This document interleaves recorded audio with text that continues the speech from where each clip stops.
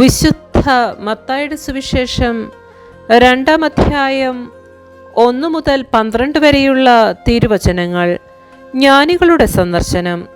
ഹെറോദേസ് രാജാവിൻ്റെ കാലത്ത് യൂദയായിലെ ബെത്ലഹേമിൽ യേശു ജനിച്ചപ്പോൾ പൗരസ്ത്യ ദേശത്തു നിന്ന് ജ്ഞാനികൾ ജെറൂസലേമിലെത്തി.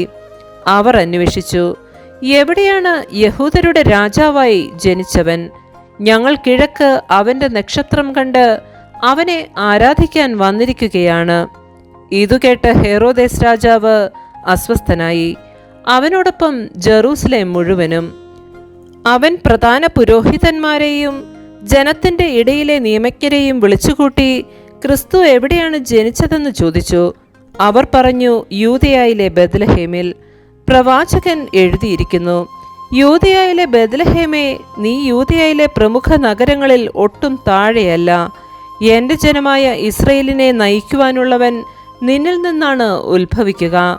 അപ്പോൾ ഹെറോദേസ് ആ ജ്ഞാനികളെ രഹസ്യമായി വിളിച്ച് നക്ഷത്രം പ്രത്യക്ഷപ്പെട്ടത് എപ്പോഴെന്ന് സൂക്ഷ്മമായി ആകാംക്ഷയോടെ അന്വേഷിച്ചറിഞ്ഞു. അവൻ അവരെ ബെത്ലഹേമിലേക്ക് അയച്ചുകൊണ്ട് പറഞ്ഞു, പോയി ശിശുവിനെപ്പറ്റി സൂക്ഷ്മമായി അന്വേഷിക്കുക.